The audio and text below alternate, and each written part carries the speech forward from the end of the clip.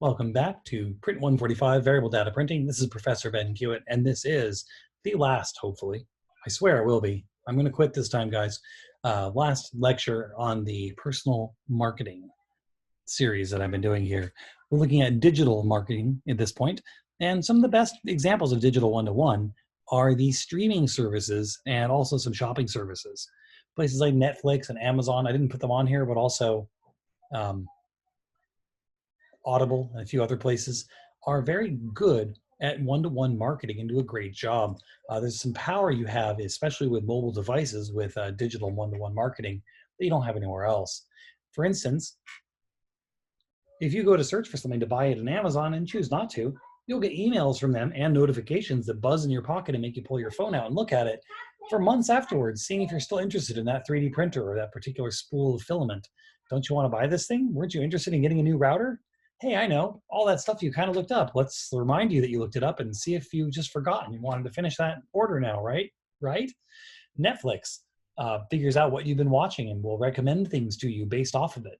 Sometimes you'll get emails. Most of the time it's just actually in their own app nowadays and their own service, where it directs you to other things that are similar. Amazon also does this for their Prime Video. It starts pointing you towards stuff that's similar to what you watch. So I watch my airplane documentaries. Now I have a whole giant movies for men, and that whole thing is full of more airplane documentaries. Most of them are not that great, but you didn't ask for that. Anyways, those are some good examples of doing that well. Sometimes you'll get things in the mail from them as well, but a lot of these places typically nowadays send mostly digitally. But they also collect information. More important than the fact that they're sending you these notifications and trying to get you to go shopping with them again or make sure you renew your subscriptions, you might also realize that by watching videos on Netflix, you are telling somebody else what your taste is. You're telling them what you're interested in. I didn't have to tell anybody, but I'm sure they know I have kids now, because there's no way I would have suddenly started watching a bunch of PBS kids shows on my own just randomly. Anyways, you're giving away information and they can use it to keep you interested and keep advertising to you.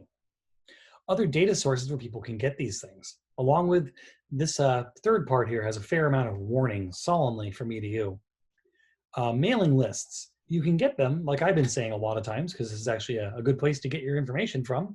Trade shows. If your company is involved in a trade show, great. If not, it probably should be, because that means that whatever business you're in, whether it's music or automotive or the arts or comic books or whatever, if you want to find other people to work with, work for, and sell to and partner with, go to a trade show. Everyone there is connected by the theme of that show. So everyone at a printing trade show has some interest in graphics and printing. Everyone at the Comic Cons has some interest in popular culture and comics. Everyone in an automotive show all cares about fixing cars or purchasing new ones. There's always some, not some common thread, it's rather obvious. So trade shows are a great place to get information. Everyone signs up, and if you have yourself if you're a registered presenter there, you typically have access to the information of the clients who come. Also, a lot of times they will sell these mailing lists to you. The US Postal Service can sell you mailing lists. You can actually buy a list based off neighborhood and based off location. Pardon you. So you can say, oh, if you're trying to open, let's say, a new ice cream shop in a city, you can just you can go to the post office and purchase a mailing list for people who live within a certain radius of your new proposed shop location. And you can send them all postcards and coupons and grand opening notices and things saying, I'm going to open up a shop down the street from you. I'm coming to your neighborhood. The Postal Service is great for that. Definitely people who can sign up on surveys. Surveys are wonderful. Facebook and Google. Facebook very explicitly sells your data to people all the time. And Google has been doing a lot more of that. Despite their early on ethos of don't be evil, they have actually decided that's not really the best course for making a lot of money. So they've gone on and kind of accepted the let's just go ahead and sell people's information to other people thing. Also the census. You can access census and other public records. And I'm going to get into that one again in a moment here, because public records, you'd be surprised what what is on public record. There's some stuff out there that doesn't quite seem like it should be there, but it is. Which leads me to my last thing, which is a bit of a personal pet theory, and I love talking about this. Many of you have heard me talk about it before. I'll try not to go too long onto it. The Uncanny Valley. This was developed by some Japanese robotics researchers in the late 70s, early 80s, who were building humanoid robots and realized that for some reason, this Uncanny Valley is a line in this graph here showing you that as things get more and more realistic, you should like them more.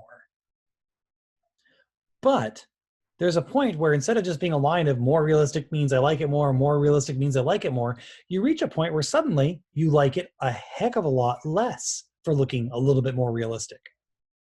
Hopefully you've watched my little 30 Rock video from Star Wars, where they talk about it in Star Wars terms, where you like your R2-D2 and C-3PO, and you love your Han Solo. But then you have the creepy 3D CGI stormtroopers, and they kind of terrify you. Also, the entirety of the Polar Express, that movie, other than the fact that the North Pole looks like North Korea, that movie's kind of terrifying because the animation's just realistic enough without being all the way realistic that it kind of creeps you out. Also, things I've seen in other Star Wars movies, though I really did enjoy Rogue One, I thought that when they kept showing the reanimated corpse of I can't remember his real actor name. Tarkin. Shoot. Ben Fail. I should remember his name. Anyways, that was kind of creepy. And also seeing Carrie Fisher's face put onto another actress's face digitally was kind of terrifying. You didn't really like it. Anyways, I posit there's such a thing as this as well, where it's not just representing humanity, but representing relationship. There are privileges of amounts of knowledge and amounts of familiarity you have with someone based off of how well you know them. And this is something that is not that well put into place in the English language. English doesn't quite understand the idea of formality versus familiarity. For this one, I really do appreciate, and I'm really glad I took classes in Spanish. In Spanish, if any of you speak it, this will make a lot of sense. If not, here's a crash intro with the tenses and how you talk to people, which person. There's a difference between you and you. In English, you just say, hey, you. What would you like to eat? Would you like lunch? I guess it's getting near lunch and I'm getting hungry as well. My lunch questions keep coming out. But in English, a stranger could say, hi there, would you like to try some food? And they say you the same way that your best friend says, hey buddy, would you like to eat with me right now? And it's the same exact language. So English doesn't differentiate well, but in Spanish, you have the difference between tú and usted. Tú is like your buddy, your brother, your sister, and you say, hey, would two like to eat with me? And that's just like the informal, hey man, yeah, let's grab some grub. Cool, no problem. And you can talk that way to your friends, but it's very well defined there. Also, you also have usted, which is more of a formal you. It means something along the lines of your grace or sir or hey mister. And you actually pronounce words differently. There's a different ending to the word depending on who you're talking to, whether it's your best friend or a person you just met. And typically speaking, and you should do this in all languages, but it's more formalized in Spanish. If you just meet someone and you don't know them yet, you use the more formal, more respectful language to say, how are usted, not how are you? Like, hey buddy, what's up? You definitely want to use the more formal language there. Anyways, all I'm getting at is this also works with advertising. If you're mass marketing to anybody out there, like with the Super Bowl ads we first talked about, yeah, it's just something that everyone's going to see, and it's not going to look too familiar to anyone and go, hey, wait a minute. But you can go to a point, and if you start building a relationship, like I've also mentioned in a previous video, see, we're tying it all back together here. My car insurance agent who helps manage my car insurance and home insurance account, he sends me a birthday card. But I've been his customer for a bunch of years now, so it's not too awkward. But then you start crossing some lines and people start acting familiar when they're not. And again, in like Spanish and presumably Portuguese, because it's similar, you have these different versions of how you talk to people, and you would never cross that line. You wouldn't be even tempted to suddenly say to a random stranger unless you're very arrogant or very drunk. Anyways, in English, it's a lot easier to slip into those things. So I kind of blame our language for not giving us that cultural coding that we need to not step on people's toes. But anyways, I know I've told you the story before, but maybe you could like a refresher. There's two things that I've gotten in the mail that stepped well across a personalized boundary that I think they shouldn't have. One of them was when my oldest daughter turned 1 year old, we took her to a photo studio place in the mall. Remember malls? We used to be able to go there. There were lots of people and lots of stores, and it was okay. Nobody got sick. Good times. But anyways, went in there. We got her 1 year old portraits taken, and they hung up in my house until she turned 2. We got 2 year old portraits. But a few months after I got that first photo, and I bought it and all that, I got some mail from them. They sent me a letter saying, "Would you like to buy more copies of your picture?" And it had a photo of my daughter in it. And although she's cute and I really like her, I don't know, you guys don't have kids, I don't think. If you have kids, you'll understand this. If not, let me tell you that getting a photo of your child in the mail that did not come from your parents or your siblings who may have been babysitting them for some day, it's creepy and it feels like a ransom note. And it feels threatening to get a picture of your own daughter sent to you in the mail, even if it was the portrait studio that took her picture. It's a little odd. It feels like some sort of extortion, really, because they don't know me. Because I went in there once on an appointment, they took her picture. That's not the same as being friends who happen to take a picture of your kid while you're hanging out and then send it to you later because they realize you'd probably like that picture. They crossed a line. And this is where my whole theory of the uncanny valley for advertising comes from. If you try to act too familiar to someone you're not familiar with, it pushes them away. I actually have 2 more examples of this where it just felt wrong, in some cases more literally. As I mentioned, I do own a home, and by extension, a bank owns me, and that keeps getting sold, and that's interesting. Apparently, your debt can be sold. But anyways, did you know that when you get a loan for a home, it is public record, and people who want to look it up can look it up? So once I got this loan for a home, I started getting mail, junk mail, form letters with people. And then on the mail, it will have my name, my address, of course, because that's obviously you need to send them a mail.